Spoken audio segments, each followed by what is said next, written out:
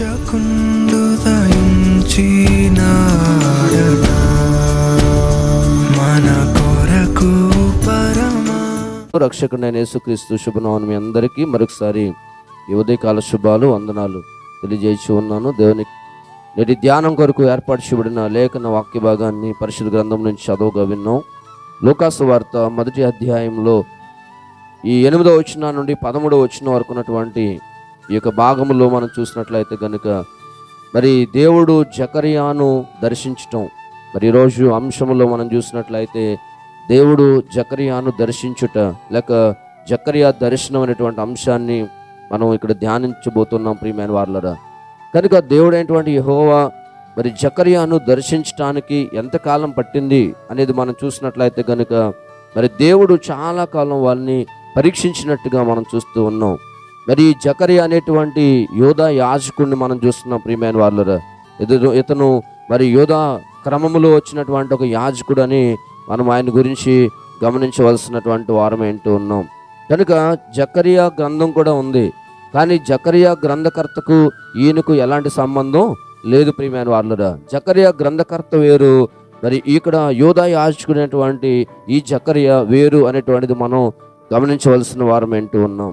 అయితే ఇక్కడ చూసినట్లయితే కనుక జకర్యా 8వ వచనంలో తన తరగతి క్రమము చొప్పున దేవుని ఎదుట యాజక ధర్మము జరిగించుచుండగా అనేటువంటి మాటను మనం చూస్తూ ఉన్నాం. అంటే యాజకత్వము జరిగించేటువంటి ఈ రీతిని మనం చూసినట్లయితే కనుక యోధా ఆ యొక్క యాజకులను దేవుడు 24 తరగతులుగా విభజించాడు అనమాట.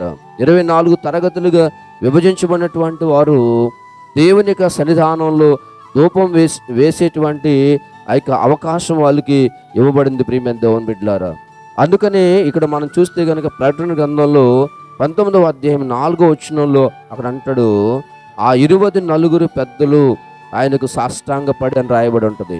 24 పెద్దలు ఎవరు అని మనం చూస్తే కనుక ఈ 24 పెద్దలే 24 యాజకులుగా ఇక్కడ ఉన్నట్టుగా మనం చూస్తూ ఉన్నాం. యోధా యాజకులు 24 మంది. కనుక ఈ 24 మంది 24 సింహాసనాల మీద కూర్చున్నట్టు రేపు 2వ రాకడలో మరి మనమందరం ఎత్తబడిన తరువాత ఆ యొక్క దేవుని యొక్క సన్నిధానంలో వారు కూర్చుంటారని ముందుగానే మరి యోహాను ద్వారా దేవుడు ప్రకటన గ్రంథంలో రాయించినట్టుగా మనం చూస్తాం ప్రియమైన వారలారా. దినవృత్తాంతాల 1వ గ్రంథం తీద్దాం ఒకసారి. 24వ అధ్యాయము 10వ వచనంలో మనం చూసినట్లయితే కనుక అక్కడ 24 తరగతుల మరి పెద్దల వివరాలు అక్కడ ఉన్నాయి ప్రియమైన వారలారా. 24 తరగతుల ఈ యొక్క యాజకులు యాజకత్వాన్ని జరిగించడానికి ఏర్పరచబడినటువంటి వారు అక్కడ ఉన్నట్టుగా మనం చూస్తూ ఉన్నాం. ఒకసారి ఆ భాగాన్ని మనం చదువుదాం. 24వ అధ్యాయం 10వ వచనం చదువుదాం. చదువు అదే 7వది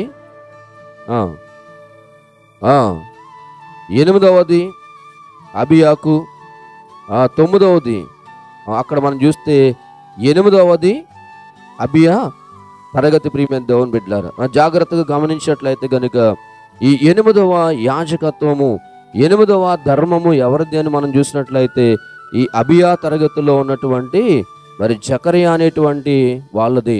కనుక ఈ అబియా తరగతిలో ఉన్నటువంటి జకర్యా అనేటువంటి వాళ్ళకి 8వ వంతు అనమాట.